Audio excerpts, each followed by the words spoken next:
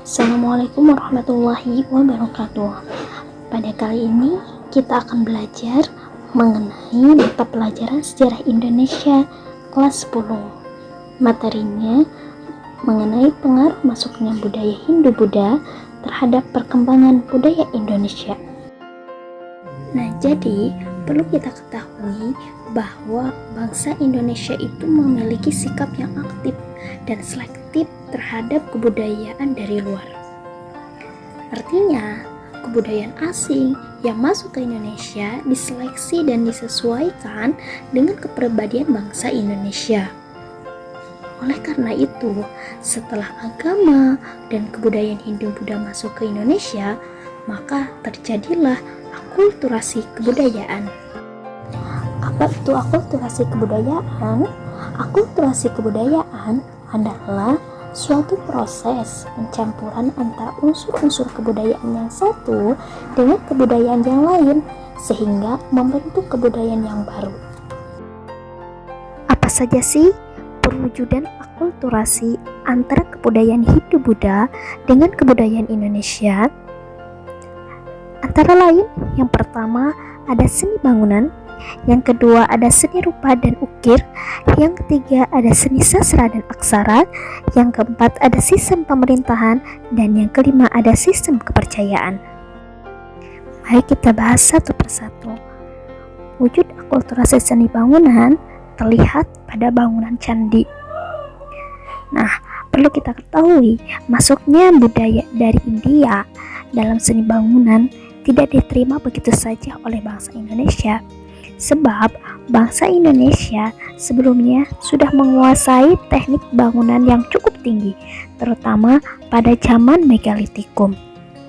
Nah, contoh dari seni bangunan adalah Candi Borobudur yang merupakan perpaduan kebudayaan Buddha yang berupa patung dan stupa dengan kebudayaan asli Indonesia, yakni punden berundak. Yang kedua adalah seni rupa dan seni ukir. Akulturasi di bidang seni rupa dan ukir terlihat pada Candi Borobudur yang berupa relief Sang Buddha Gautama atau pengaruh dari Buddha dan relief perahu bercadik. Perahu besar tidak bercadik, perahu lesup, perahu kora-kora, dan rumah panggung yang atapnya ada burung bertengkar asli Indonesia.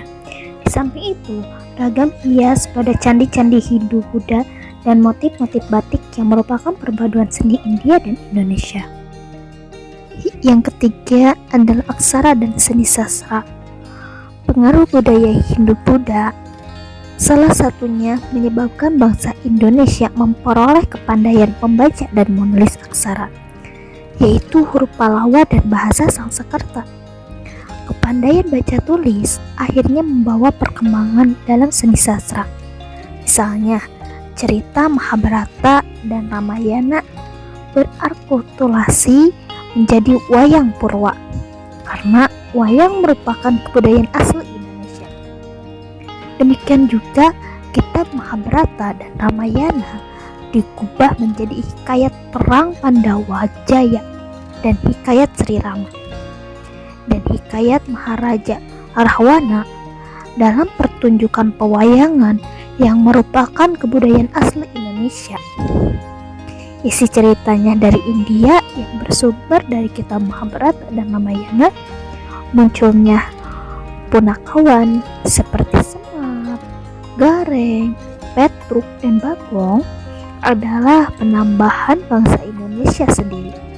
Ragam hias pada wayang purwa adalah akulturasi seni India dan Indonesia. Yang selanjutnya adalah sistem pemerintahan. Wujud akulturasinya yaitu sistem pemerintahan kerajaan. Jadi, sebelum datang India, sistem pemerintahan Indonesia adalah pemerintahan dalam lingkup suku atau kepala suku. Setelah datangnya budaya India, kepala suku tersebut menjadi raja dan terbentuklah sistem pemerintahan kerajaan. Tetapi jika di India raja hanya dianggap sebagai seorang yang memiliki kekuasaan dan kekuatan, maka di Indonesia selain itu raja dianggap memiliki kesaktian, bahkan kedudukannya disamakan seperti dewa. Dan yang terakhir adalah sistem kepercayaan. Wujud akulturasinya yaitu kepercayaan Hindu-Buddha. Sebelumnya, Indonesia itu menganut kepercayaan animisme. Animisme itu adalah percaya kepada arwah nenek moyang yang dianggap tetap hidup dan memiliki kekuatan gaib. Selain kepercayaan animisme, rakyat Indonesia juga menganut kepercayaan dinamisme. Kepercayaan dinamisme adalah kepercayaan kepada benda-benda yang dianggap memiliki kekuatan gaib. Namun, setelah pengaruh Hindu-Buddha masuk, terjadilah akulturasi sistem kepercayaan sehingga muncul agama Hindu dan Buddha. Pergeseran fungsi candi, misalnya fungsi candi di India sebagai tempat pemujaan, sedangkan di Indonesia candi di samping tempat pemujaan juga ada yang difungsikan sebagai makam, biasanya makam raja atau pembesar kerajaan. Thank you for watching. Jangan lupa like, share, and subscribe. Assalamualaikum warahmatullahi wabarakatuh.